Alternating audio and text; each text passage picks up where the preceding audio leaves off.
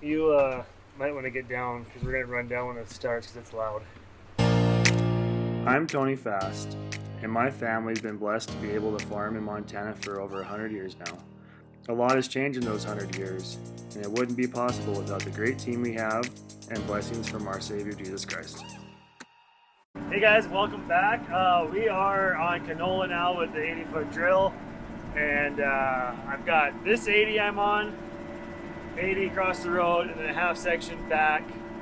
2 miles back down the road, and then we're moving 15 miles, 10 miles, whatever it is, up over that hill into the nasty hilly ground we got. Dad just took off with a spray truck to go up there, start spraying. Sometime tomorrow we should be up there seeding. Power poles. I just got done seeding around a bunch of power poles. Should have showed you that, but I'd rather not knock the power out. Videoing, that'd be real awkward. Noticing something looks a little weird here. Like my shank isn't dragging, or in the ground and dragging. Then I noticed in the drill, we have a problem. Nope, not supposed to be like that. Lost the bolt, washer, and bushings.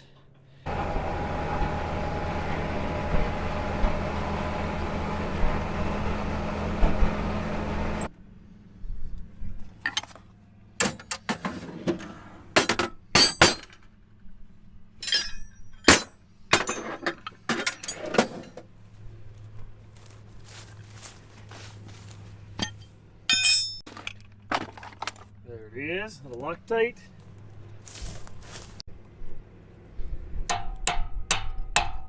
Alright, we're rolling again. No blockage. What's that thing called? Sleeve. Bushing. There you go, that bushing. Got that bushing drove in, put it all back together, put a little Loctite on there, tightened her up. Hot rod's back. You put the four-wheeler on the spray trailer. Came cross country, I don't know, 10 miles with that thing. Came whizzing right by me. Missed him on the camera though.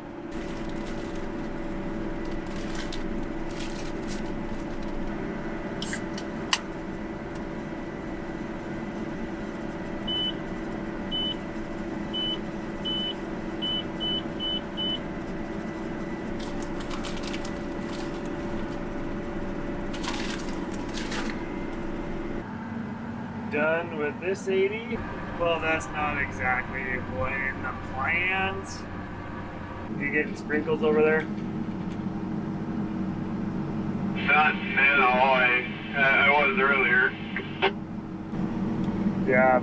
Is that lightning? That was a big flash. Yeah, I don't know where that came from either. And I'm seeing again. No more showers. Carry on. Well, we ran drills late last night. Ran them out of fertilizer, and supposed to be having some loads showing up here shortly. So they're not here yet, anyways. But I got clear fuel in this pickup. Time to fill up some trucks. I haven't made it back home to the fuel tank for a while. We are done on 3 of our farms. We've got about 8,000 acres in the ground right now. We are moving to the last 2 fields, well, last two areas where we have fields, last 2 farms, I guess you call it. One area's got 1,500 acres. One other drill, the other drill. Man, it's hard to talk this morning. Currently, one drill is already seeding wheat where I'm headed to next. Oh, here comes my flagger.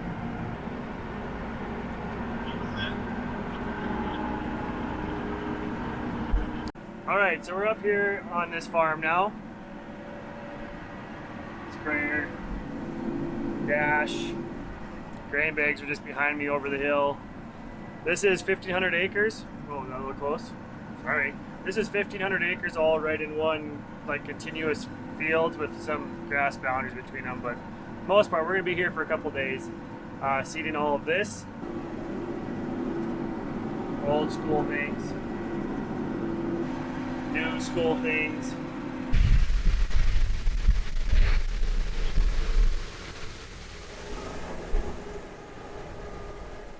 Just finished filling. Fertilizer tenders here, ready to load our truck back up. I'm going seeding. The field I am on is 2 miles long. It's 2 half sections put together. There's actually another quarter north of that, but so I gotta go 2.5 miles per pass. But I need some acres for him to seed, so he's gonna hop to that field next, and then we're caught up to the sprayer. It's howling today. Hopefully here late afternoon the wind starts going down. Dad can knock out the last, well, he's got 3 or 4 fields left, I think, to spray up here, and then he's done with the pre-spraying. We don't like to get way ahead of with the sprayer, just because there might be new weeds that pop up that we could kill now. So that's kind of the drawback. We fight weather and wind like this, and we sometimes get caught up in the sprayer, and then when that's no good, but usually we can stay ahead. First turn on this pass. 16.5 acres so far I've seeded. I haven't turned around yet. It's a big field. And it's hilly. Just wait and see. And there's like 4 of these waterways we gotta go around. So the hills are big enough that when water starts running down from the rain, it just really erodes some of these bottoms. So some of them, we left grass on them, or we've let grass grow back in them. I'm sure the camera doesn't even do this justice.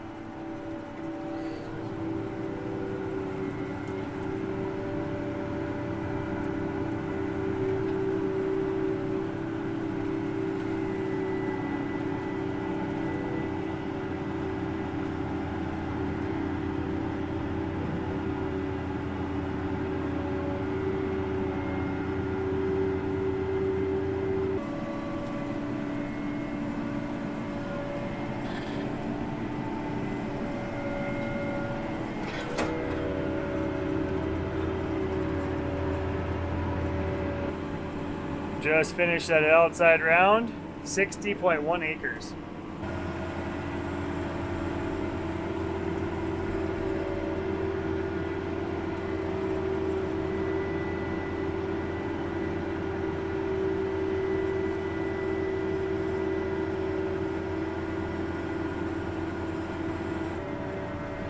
Still seeding and still playing the hills, trying to knock out the tough stuff before it gets dark.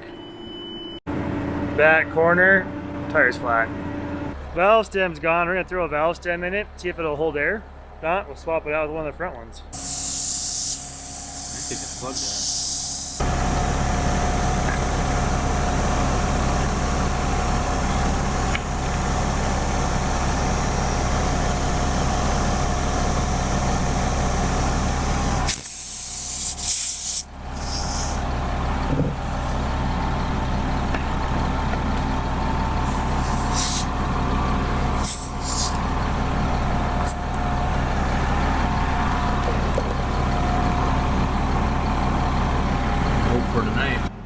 Well, we're shutting down. It's 12:15. Just too much humidity in the air, and we're getting buildup inside of the towers on the distributor towers on the frame, and as well as on the sensors. So we're getting some false blockages because we're getting a layer of fertilizer buildup on there. Morning, chickens. Diff locks on.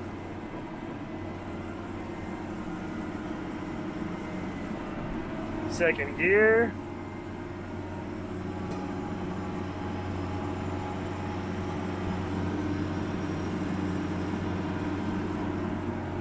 So we're gonna make it. 9% slip. Well, it's been a pretty uneventful, eventful day of lots of blockages, lots of false blockages because fertilizer built up in the tube and fertilizer not hitting the sensor right. So we've got a lot of that cleaned out. I actually made it like 2 or 3 rounds here now with no alarms going off, so that's pretty awesome. But I'm hopping onto this little like 50-acre piece that's like the roughest field we farm, just ups and downs. I know these hills aren't like they farm in the Palouse country, where they got big hills and they farm a lot of crazy stuff too, but we're doing this without side hill combines and equipment and 80-foot drills with 780 bushels cart behind it, 300 bushels of seed. which they're not full obviously because you just couldn't pull that. Even if I had like 60-inch tracks on this thing, I would probably still spin out and power out. It's a tough pull, pulling a cart up a 45-degree angle. But I'm waiting on a full hard drive to back up some stuff to a thumb drive. And then we're gonna go see this and hopefully get done before it gets too dark. So here we go.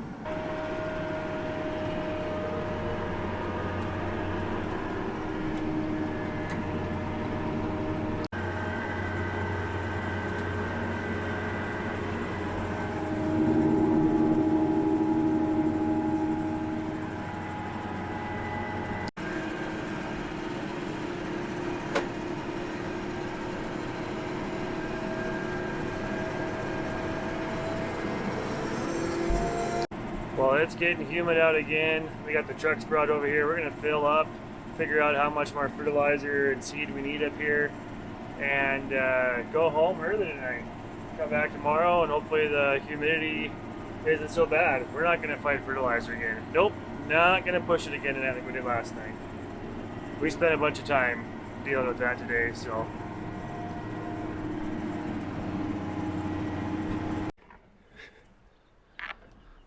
Morning, chickens. Well, today is not exactly a good day to be seeding. 80% humidity or higher, and we are building up fertilizer on everything. Meters, on seed towers, on sensors. So we're gonna do a little clean out here when we fill up the fertilizer. I've been chasing those calibration numbers down because they're building up, so we're putting on less product. We gotta raise that number to keep our right rate on. And yeah, just a mess. I talked to the co-op, he said he's been getting all kinds of calls. Having fun, Kevin? Yeah. Tank 2 and 3 meters are cleaned out. Filling up, trying to get going.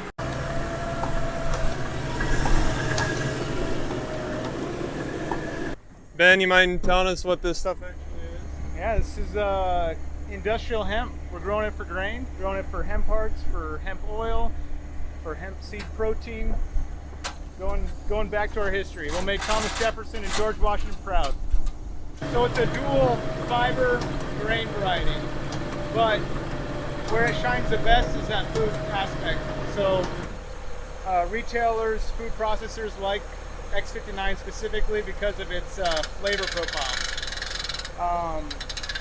It's got a very palatable flavor. It's not too strong like some of the other hemp varieties. Time to go calibrate some hemp. They got it all loaded in the drill. Dad's gonna finish seeding this field.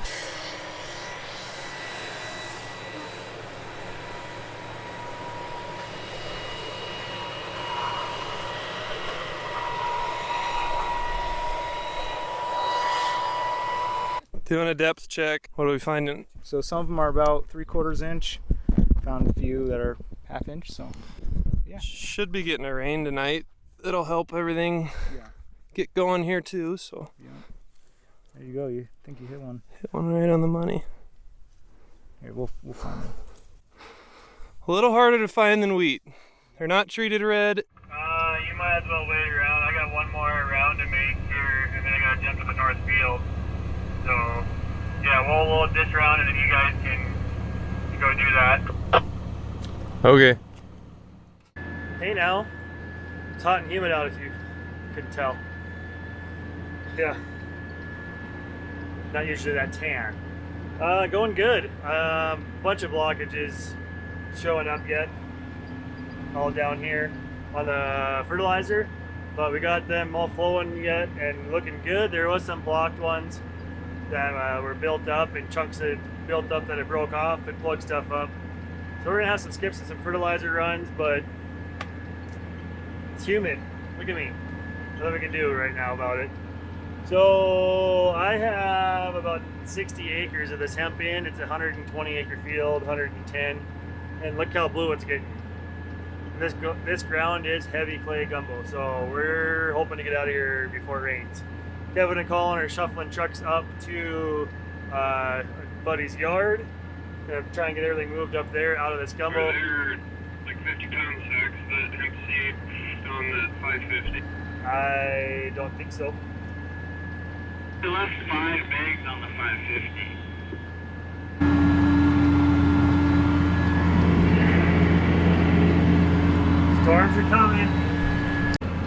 They just issued a tornado warning in Montana. Wild. I wish the lightning would show up on here. It's crazy out there. The National Weather Service in Glasgow has issued a severe thunderstorm warning for. A severe thunderstorm was located over Bridget, or 23 miles south of Scobie, moving north at 80 miles per hour. Hazard. Whole 80 mile an hour moving? Source, radar indicated. Impact, expect considerable tree damage. Damage is likely to mobile homes, roofs, and outbuildings. Locations intended include Brentwood, Scobie, Culbertson, Madison Lake, Troy, Flaxville, Hunter, Port of Whitetail, Port of Raymond, Maddox, Bridget, Port of Scobie, Redstone, Whitetail, Hardlook, Reserve, Raymond, Homestead, Dooley, and Bayview. I'm gonna go to the top of the hill and watch. No, I'd prefer to stay at the bottom of the hill.